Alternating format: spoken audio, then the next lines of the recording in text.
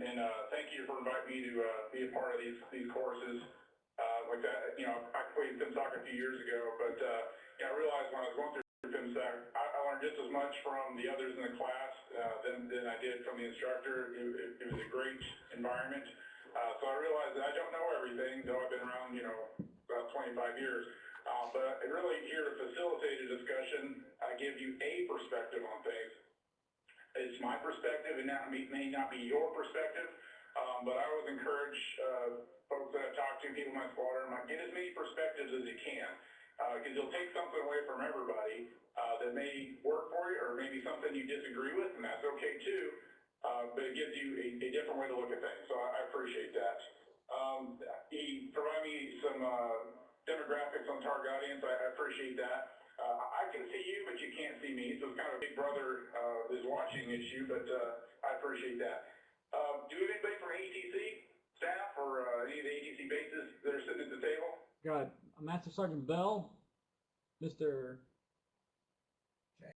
Chang, and Lieutenant Booz. Lieutenant Booz. They're all from ATC. Okay, good. Well, like I say, we will have an opportunity to engage the next PDI or what have you, so I appreciate that. All right. Now, I know great Air Force briefings have 3 main points, but I'll have 4, so hopefully I won't go too long. But I did want to provide you just a quick overview of the Team XL or Laughlin mission, and kind of the environment that we're in, how we navigate the current storm with all the challenges that we're having in a physically constrained environment, and then some points on leadership, and again, just my perspective on things. I don't want to bore you all with a long mission brief on this is all about Laughlin, because there's probably nobody there from Laughlin. But the point of this is that it gives you a perspective, it gives you my perspective, understand maybe what small dynamics, small base dynamics, small organization dynamics, have you understand like the types of things that I'm looking at, because we all try to solve our boss's problems. So I need to, as a comptroller, understand what's keeping my boss up at night within the environment that we all will have to navigate at our different positions in the different types of mission sets and those types of things.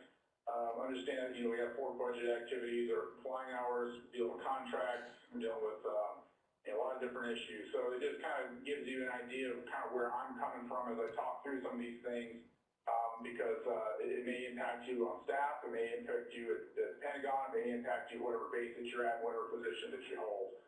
But in a nutshell, what Laughlin does is we train pilots. So we've got about 140 aircraft. Unfortunately, they only fund us for about 100. The only source is manpower-wise for about 100. So there's 40 more aircraft that we have to keep maintained and keep in the air that we don't have the funds for. And clearly that drives some challenges when we start looking at our supply line problems. The fact that we're remote and isolated, we have difficulty getting civilians into our maintenance organization, which is all civilians, except for a handful of folks. And of course, we also deploy folks. We don't have a lot of UTCs on our doc statements to send out total packages. We augment other bases. So that's a challenge as well, getting folks spun up to act autonomously and go out and supplement somebody else's team. And of course, we want to develop professional discipline, bold leaders. Bold is something that Colonel Hastings added to the mission statement, and we'll talk a little bit more about that. The bottom line, we graduate about 326 pilots a year, and we have 76 flying hours, 76,000 flying hours per year. So it's, we were ranked the busiest airfield in ATC, and Columbus just squeezed past us. But we actually have the 5th busiest airfield in the Air Force. So for a little base in Del Rio, Texas, it's a pretty quick ops tempo. They fly sun up to sundown. When I came into command, this was, I sent out all the key leaders, and we talked about our mission and our vision.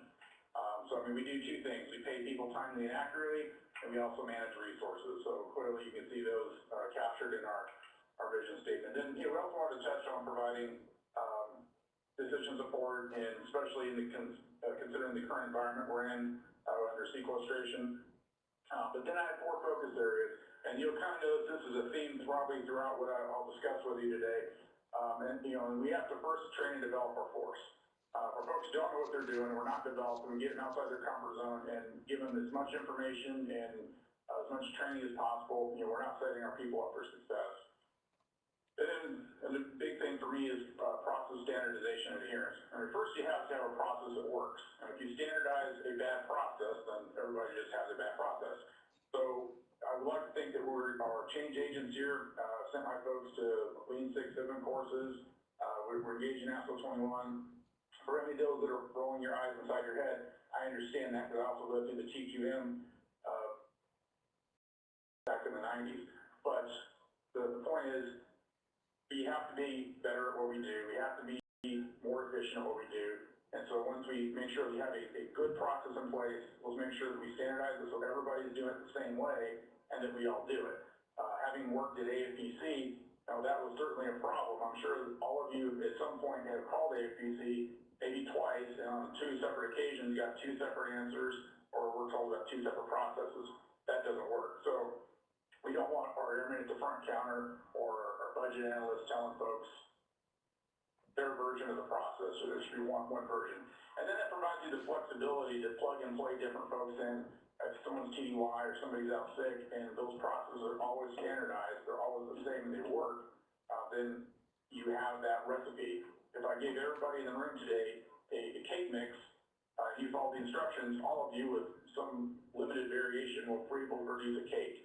And so that's kind of the thought as well too, is if I can give everybody the recipe and the ingredients on how to execute a process, they'll be able to do that. Of course, maximizing resources, we all know about that, so I won't keep that dead horse.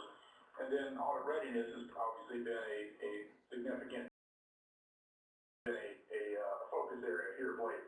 And then we're starting to see that with the Air Force Inspection Program, CCIP, some of these other things where the Air Force clearly is starting to take a look at how and what we do and how well we are doing that.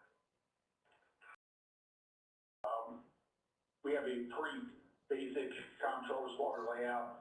We've got the FMA side for budget, and we've got the financial services side. We also have a NAPA, and then have my staff as well. Third Gibson, my superintendent, is phenomenal, but she has three hats.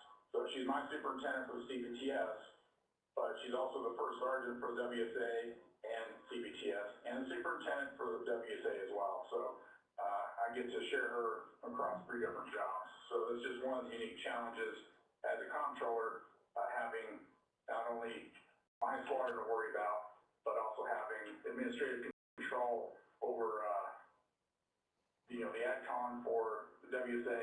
And then one of the unique things here is because we have a all-civilian maintenance force, we do have the egress in our P-melt shops.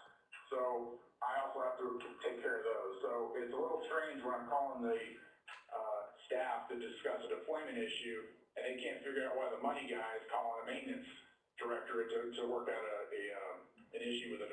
So those are some unique challenges here as well.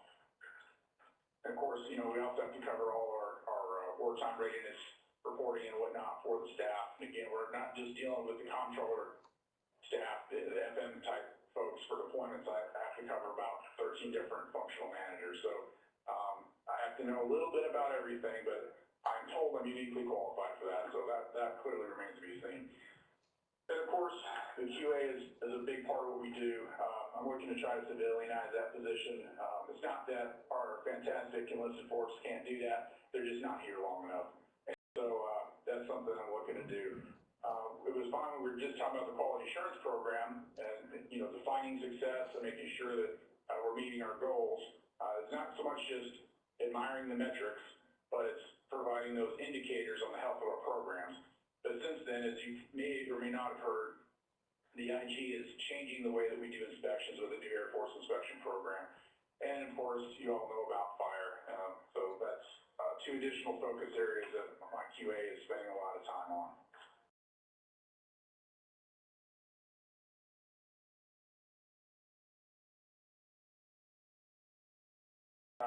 We got about a $119 million budget. Breaks down roughly about $29 million in O&M across 4 budget activities. We've got $21 million roughly in contracts, and then million SIF pay program. And that's fairly consistent with what we see on the ATC's budget. They have a $2.9 million budget, about a third's contracts, about a third is civilian pay, and then the rest is O&M. We also are responsible obviously for training and developing our resource advisors under that matrix organization. So that's interesting as well. So if for whatever reason we have an RA out of a unit that on their duties or they fall sick or whatnot, then we have to be able to jump in there and take over for make sure that organization doesn't fail. And it kind of goes back to my earlier point about standardizing it here in our processes, not only within the Comptroller Squadron, but across the wing, so that I can plug any FMer in there that has RA experience, and they should be able to navigate through that specific organization's challenges. With some of the challenges we have with manpower and the additional work that sequestration has caused, we have to look at smart ways to do things. And we actually submitted 4 best practices to ATC. I mentioned that we had about $21 million in contracts, and General Grant had set down a memo to direct about a 20% cut in those contracts. A lot of contracts, a lot of documents, a lot of going on there. We solicited the help of the Center of Expertise. Hopefully everybody's familiar with them. But great folks up there provided us an initial look at all of our contracts. And we had a short timeline to do that, so we had actually built a staffing package, if you will, in EMS, and was able to simultaneously route about 45 different contracts through all the different functional areas and all the stakeholders across the base, and we were within striking distance of our 20%. So that was a good news story for us. And then, as you know, frustration rules, the wing commanders now have the approval authority for overtime and comp time and PSO teams. But that was additional staffing that we hadn't had to do because that used to be approval at a lower level. So that was causing a huge administrative burden. So we did, again, similar to EPRs and OPRs, it created an EMS process with standardized routing, standardized documentation, and we made huge gains and reduced about 70% of that workload. We project out in advance of each pay period and consolidate those requests by groups. Like I mentioned, we have a maintenance organization that's all civilian, so they're huge users of our overtime within the bogey that we were given, as well as a lot of our sim instructors in the operations group also. So that was a big success for us, and we passed on to ATC to see if that'd be applicable at other bases. And then one of the kind of fun things we did is we created what we call Laughlin's List. It's like Craigslist, right? So we know that in a fiscally constrained environment, supplies and equipment kind of takes your first hit. You don't have as much of that funds to be able to get the things that you need. And so we wanted to provide a vehicle for everybody on base to share resources. So if you got a closet full of sticky notes because the guy before you didn't know how to order properly, let's share those resources, let's have that crosstalk, put out wanted ads, whatever, and that way we're hoping to maximize the things sitting in people's closets so we're not going out and buying more. And it was really easy to do. It was on SharePoint. It's nothing cosmic, but somebody needed to do it. So we shared that with ATC as well. Folks are able to put the quantity, description, a picture of whatever it is, and they share that around. So, this works for us. Maybe those are ideas that may work for you, but it's constantly thinking through how we can maximize our available resources. Of course, financial services, everybody has those at their base. It's all about paying people timely and accurately and treating that pay as if it were your own. We had some challenges for our ranks. We're quickly pulling up in the rankings amongst ATC. But one of our biggest challenges is that we're, I guess, a training base for airmen C. Love to have them, fantastic, but we always have airmen in training. So we had gone through great lengths to get all of our airmen trained within that year, and then they gave them all assignments. So they sent me a new badge. So that is a challenge in itself. So I have a young workforce. I was in constant training, which is again why it's important for us to train, develop, and standardize and adhere to our processes. For our civilians, we have about 830. We implemented ATAPs like many of you have at your base, was relatively new, and about 650 of those are over at the maintenance squadron. So a lot moving on we have NAFTA just like a lot of you do as well. But the important thing here is as resources dwindle, we make bad habits when things are fat. When we have lots of money, maybe we're not as efficient. Maybe we don't think as hard about how to make that dollar stretch. And certainly I've had those discussions with MSG. I know A1 has talked about only funding the core of the core. And as we know, a lot of the support programs always take a hit and they suffer. So just one small example, our MOA, for the gym and library, used to be about $850,000 a year. And right now operating off of $400,000 a year because we just don't have it. But folks say, but we're in a remote and isolated location. I got that. We are in a remote and isolated location. We get few concessions for that. We don't have a lot of stuff out the front gate. The closest eating establishment from our front gate is about 10 miles away. So it's important that what services we have on base, we maintain that they're sustainable, but we also have to be good stewards of the money that we are provided. And so that's a challenge working with our FSS to have them understand that, it's not flowing like it is, so we can't stick on the crutch that we're remote and isolated. We have to do well with what we have, because those dollars may not come like they had in the past. I mean, luckily, due to some of the bills passed with Paul Ryan and some of his folks, we got some relief for sequestration, so we only maybe got about 7% cut across the Air Force instead of 20% that we were anticipating. But that's 7% down from 13, and as we know, that was a pretty rough year. So I'll give you as quick as I could sort of a mission brief on what our challenges are at Laughlin, how decisions made up high do trickle down to even small bases and small remote locations. Some of you may have seen this slide before. For folks that are not financial managers, for folks that haven't been in the Air Force a long time, they may not realize that really there's a sine wave, much like the stock market. And our funding too isn't too dissimilar from some of the waxing and wanes that you see in our market and out on the civilian side in our economy. So after major conflict, it would make sense that we would start to downsize. It would make sense that we wouldn't spend as much money on defense. It would make sense to need as many people. It doesn't feel like that when you're one of the people that is asked to leave, or you're the organization that doesn't get the funding that you need to maintain your programs. But that is the reality of what we're looking at. And so our leadership has said, hey, this has happened before, this will happen again. And I don't disagree with them, but we do have a few bit different challenges.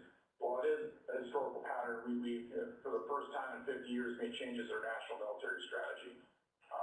It was such that we were able to fight 2 wars on 2 fronts simultaneously, and if I may paraphrase, we'll fight 1 war on 1 front and hold the other front off.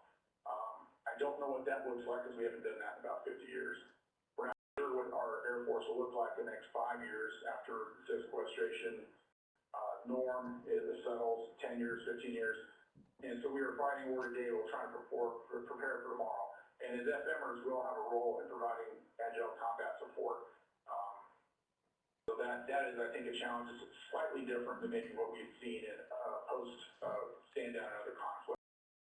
Of course, all of us know about the Air Force management reductions. I mean, we started most recently, started in 2006, again in 2009, 2010, reductions to end strength, and we're seeing it again. So it's not something new, but it is something that obviously impacts folks greatly.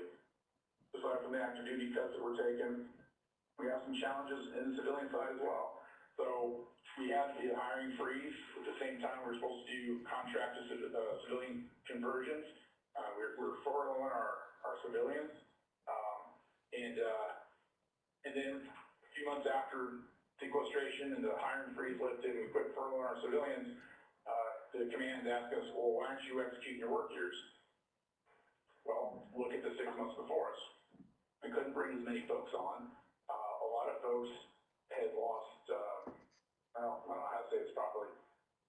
If someone cut 20% of my pay and I was just told not to come to work, I could understand maybe if I was retirement eligible, I might make other choices.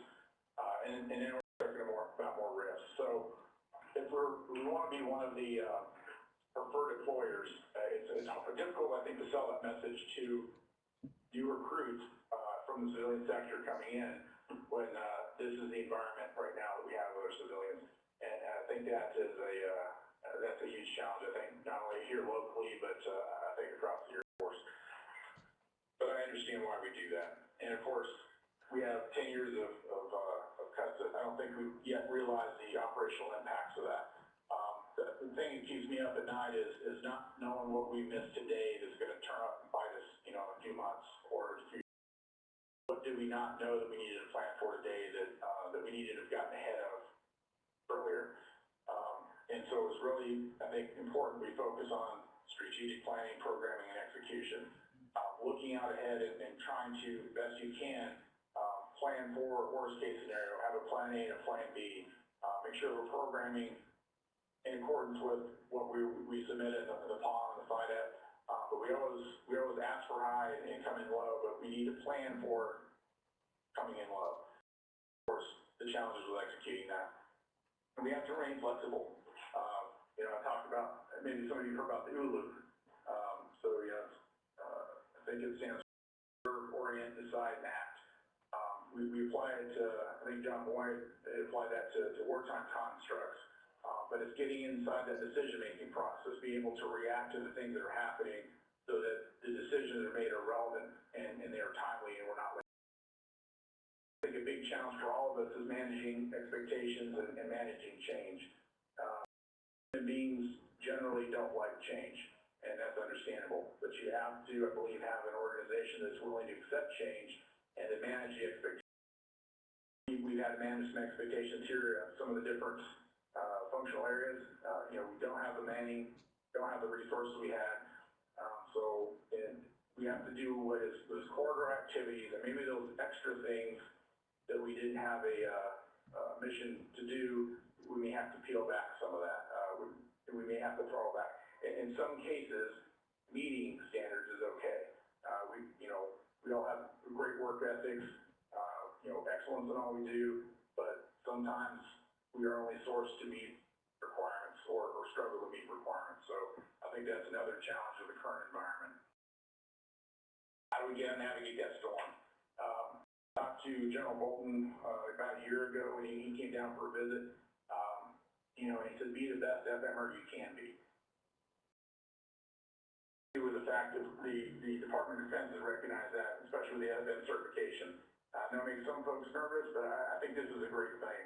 It really kind of puts in a format, a standardized structure, the things that we need to do to be most effective at our core functions.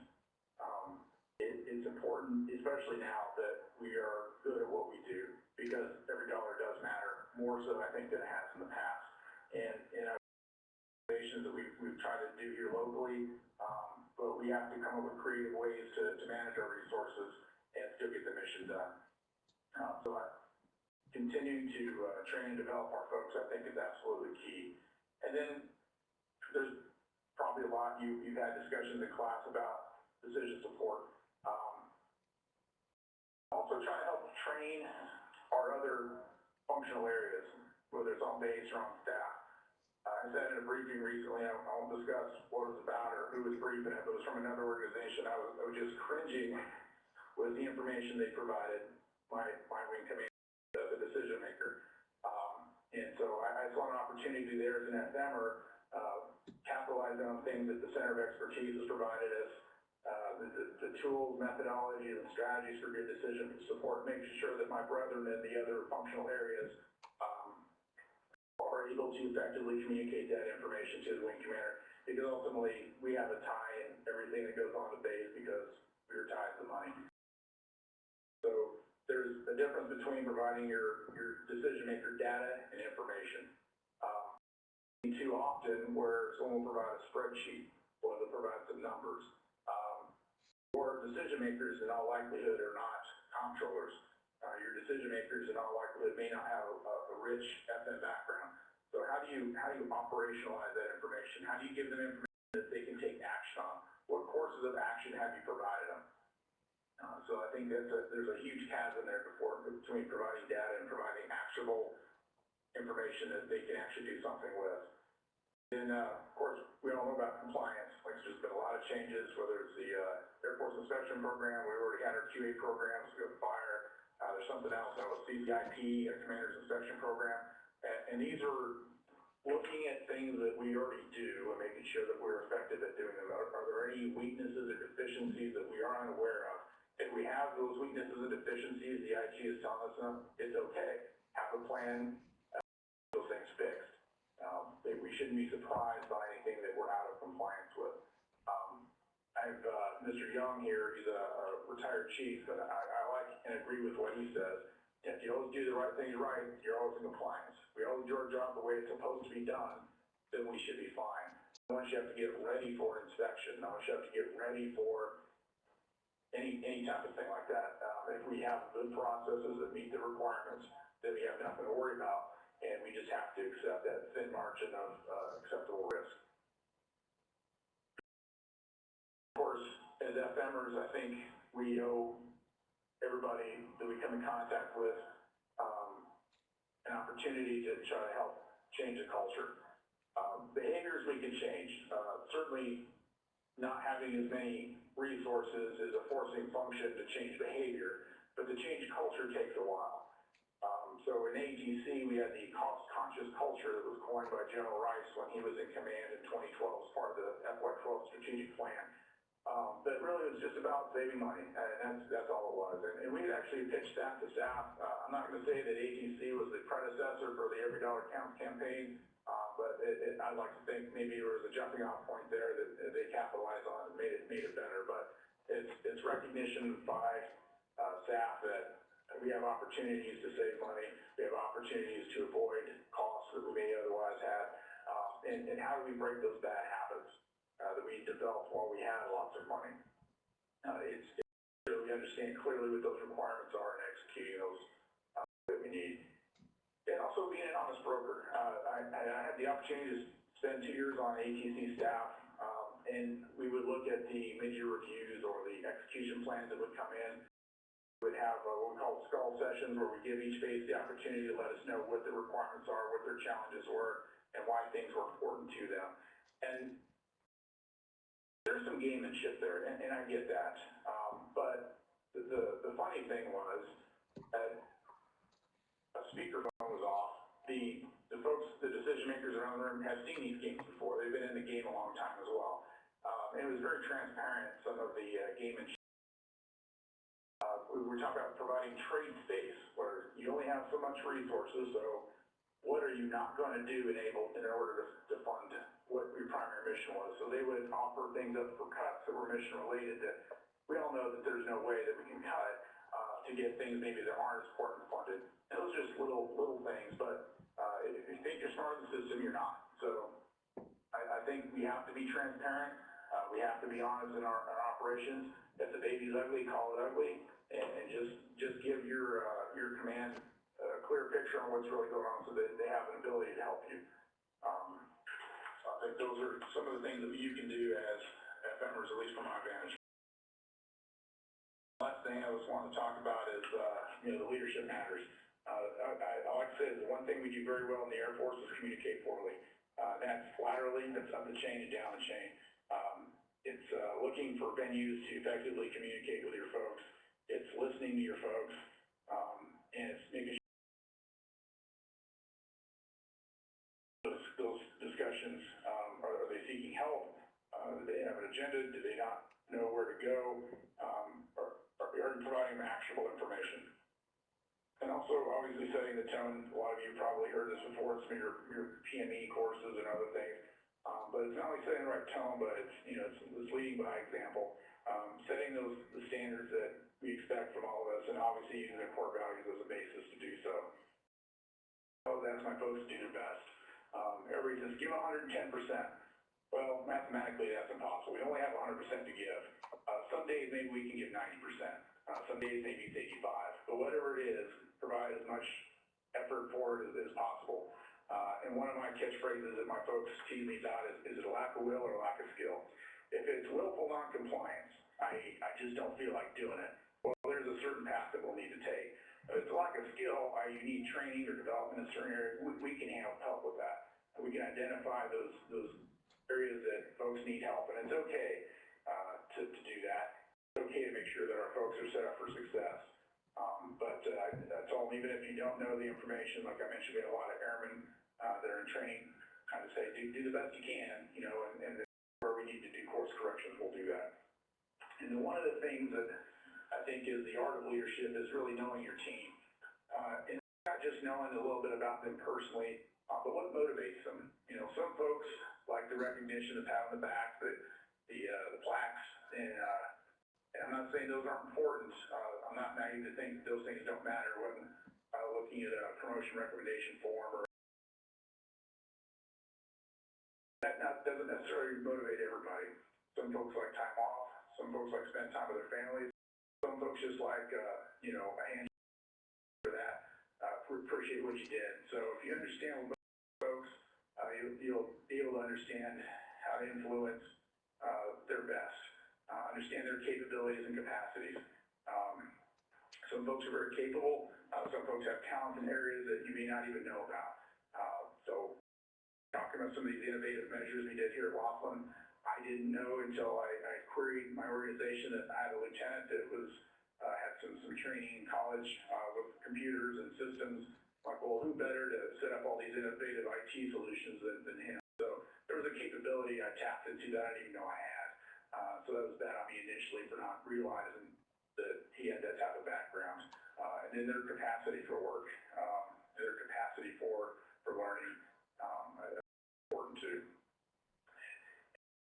We've all had a lot of briefings, and there's been a lot of information about, you know, sexual awareness, SARC, sexual assault, those types of things. And there's been a lot of discussion about championing human dignity and respect for one another. But I think it goes beyond that as far as creating an environment that's not hostile, not being a caustic leader. I just tell my folks, hey, look, this is a drama-free zone. Just show up to work, do your best, get along with everybody, and then go play hard and have a good time when you're off duty. I say that, you know, nobody's job description is a requirement to be a jerk. It's not written anywhere. I've never seen it in a PD. So you can be nice. We may have to be on occasion. We may have to focus on things on occasion. But I think we can all treat each other with dignity and respect. And of course, knowing your battle space. There's a great email that is sent out from ATC Weekly. It's all the things that are going on. It's the changes in policy. We're talking about FM certification. We're talking about what Congress is doing right now. So they kind of summarize for us. I think that's a great piece of information that they send out. But it goes beyond just being fed that types of things. It's going out to the staff websites, looking at journals, reading on what Congress is doing so that you can kind of predict where the focus areas are of senior leadership, and you can get ahead of them in that OODA loop that I talked about earlier. As long as you're current on things, and again, that'll, I think, help you develop a strategy when you provide good decision support to your leaders. One of my responsibilities is to set up your team for success. I think that's your responsibility too, as a supervisor, as a coworker, is organize, train, and equip. Now, what do they need to do their job? Do they have it? Are they trained to do it? Are they equipped to do the things that you need them to do? Bloom where you're planted. A lot of folks are always looking at the next job. But I'll say, having worked in a lot of the personnel circles too, being part of the developmental teams, sitting on promotion boards, that you're being looked at for opportunities you don't even know about yet. So if you're going in there and doing the absolute best that you can, and you're just really doing well with what you're given, folks do recognize that. Folks are having conversations about you, looking for the next opportunity for you, and you may not even be aware. And that's too why it's important to make sure that your information is kept current.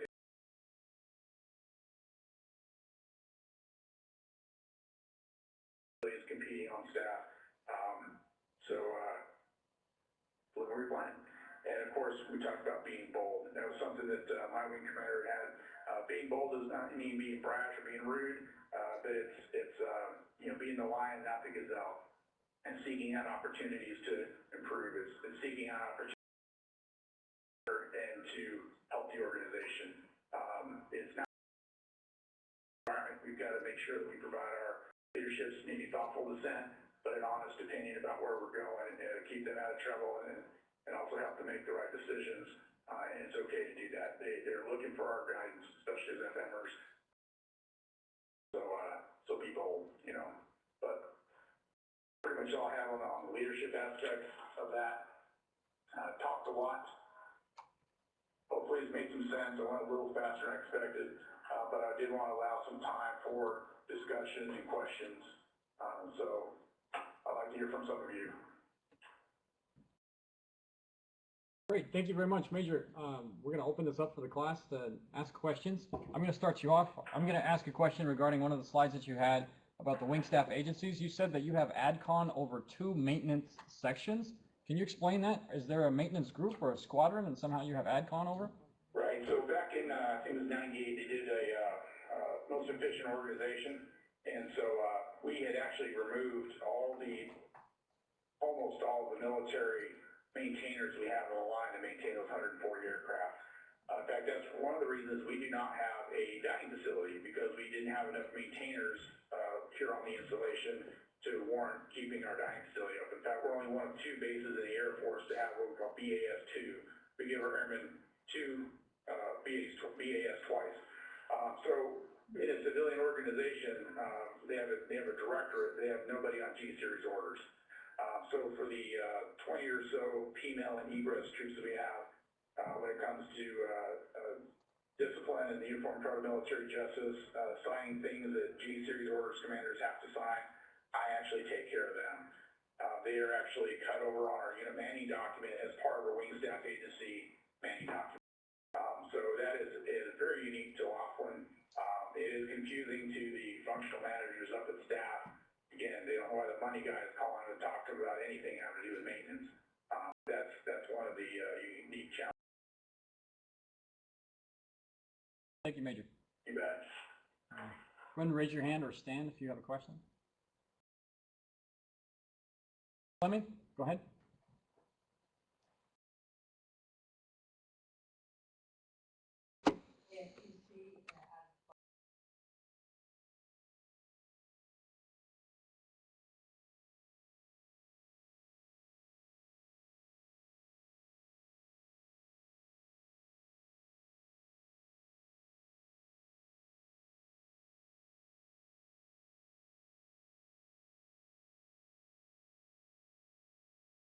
Yeah, I appreciate the question. I don't know as much about that specific account as I need to know probably, but I know my budget officer does. I trust him. But we have a lot of different funding sources. We have a lot of different ways to pay based on our unique situation. The fact that we have a lot of contracts on base, especially with all of our base support and our civilian privatized housing. So that's one of the venues that we use to get the bills paid, but I'm sorry I can't provide more information than that.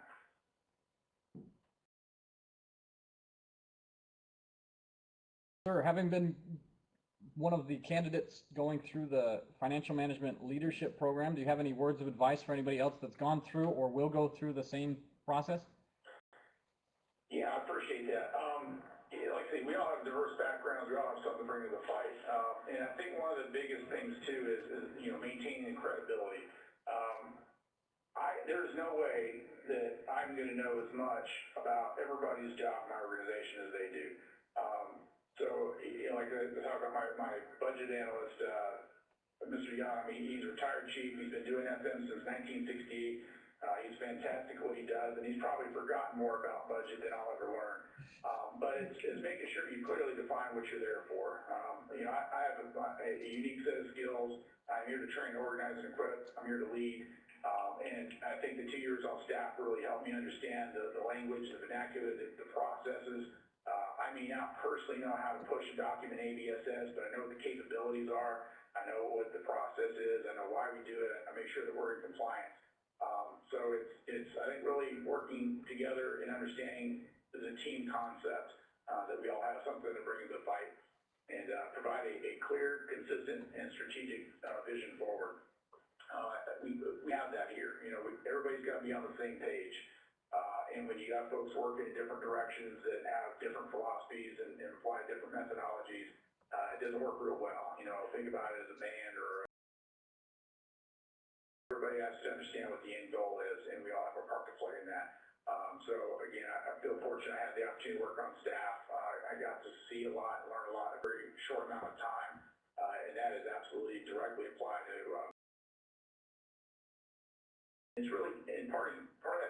and we all do it, or at least we should, is understand the business of everybody else. I've been fortunate enough throughout my career to work in almost every squadron and every group on base, so I know a little bit about everything. And there's not a conversation that on this base that goes by that I don't hear dollar signs when people start talking. And so I take that information back to my folks and like, hey, did you know that they're tearing up the street down there? What have you? And then we start taking a look at it and seeing what the impacts are.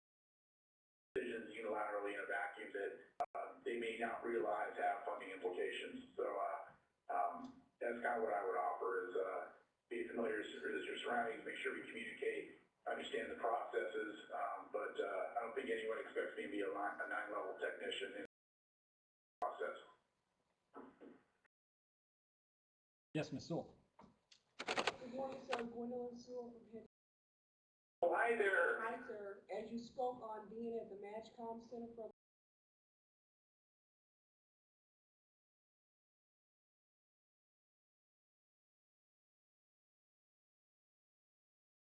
I appreciate that, Gwendolyn. Good to see you. And I know I provide feedback to Mr. Conroy frequently and Mr. Jackson, and they, of course, in turn provide me with a lot of feedback, and I always appreciate that. But ATC's done a great job, I think, of preparing me to come out here. I have a better way of doing that than how he. I would say that's with all of our officers, is looking at the core competencies and have them understand what those are, make sure you get exposure to all of it. And I think that applies to everybody, whether you're in an FMLP program or whether you're in one specific job at your location, is what are those other developmental opportunities? What are those core competencies that FM requires of us that may or may not need for your FM certification? And I think the FM certification is a good baseline too, because it's kind of like a college curriculum. It provides you a roadmap to succeed. It provides you an understanding of all those areas that you may need to focus on. Well, I think the only change I would make now that FM certification is a reality is maybe to liken our syllabus, for lack of a better term, with the FMLPs with that as well. But great job. I was happy to see it. Thank you, sir. Any other questions from the group?